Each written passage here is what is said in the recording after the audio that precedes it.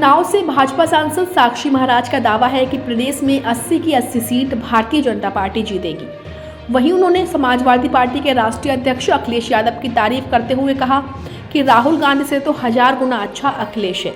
India गठबंधन का जब वह अंग बने तो मैंने सोचा कि क्या हो गया, अखिलेश जैसा पढ़ा लिखा व्यक्ति क्यों इंडिया का अंग बन गया। अगर वह इंडिया गठबंधन का अंग नहीं होते तो सारी सीटों पर चुनाव लड़ते, तो यह उनका स्वतंत्र निर्णय स्वागत योग्य है। साक्षी महाराज ने कहा कि मैं अखिलेश और मुलायम सिंह के साथ ही उनके परिवार को बहुत अच्छे तरीके से जानता हूं।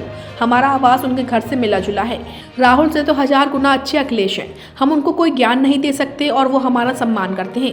सांसद ने कहा कि लोग रात में सपने देखते हैं, लेकिन कुछ लोगों ने दिन में भी सपना देखना शुरू कर दिया है। उन्होंने आगे कहा कि सन 2050 तक बीजेपी के अलावा केंद्र में किसी की भी सरकार बनने वाली नहीं है। चाहे 100 रुपए के स्टाम्प पर लिखवा लो, अगर ऐसा नहीं हुआ तो मैं राजनीति छोड़ दूंगा। यह है जो जितने भी इंडिया गठबंधन वाले हैं कहते हैं कि मोदी हटाओ। इन मूर्खों से पूछो कि मोदी हटाकर किसको लाओगे, तो वो किसी का नाम भी नहीं बताते हैं। हमारे पास तो मोदी है, पाकिस्तान भी मोदी की मांग कर रहा है।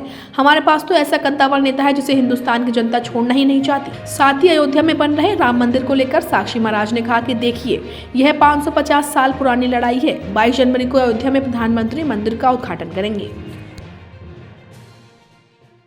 मैंने पहले ही आपसे कहा था 80 की सीट भारतीय जनता पार्टी जीतेगी। लेकिन हाँ, मैं अखिलेश को, माननीय मुलायम सिंह चले गए, उनको, उनके परिवार को बहुत अच्छी तरह से जानता हूं कि हमारा आवास और उनका घर लगभग मिला जुला है। राहुल से तो 1000 गुना अच्छा अखिलेश है। तो जब ने एनडीए के अंग बने तो मैंने सोचा क्या हो गया, इनको नशा कर लिया क्या? अखिलेश जैसा पढ़ा लिखा व्यक्ति काहे को इंडिया का अंग बन रहा है? क्या इंडिया के चक्कर में पड़ा हुआ है?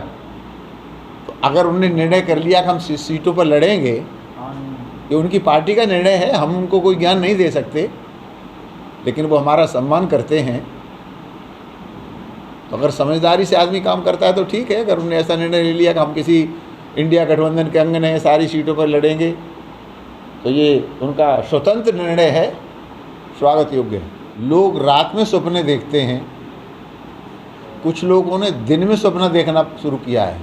आने वाले 2050 तक बीजेपी के अलावा केंद्र में किसी की सरकार बनने वाली नहीं है। 100 रुपए के स्टाम्प पर लिखवा लो, मैं राजनीति छोड़ दूंगा।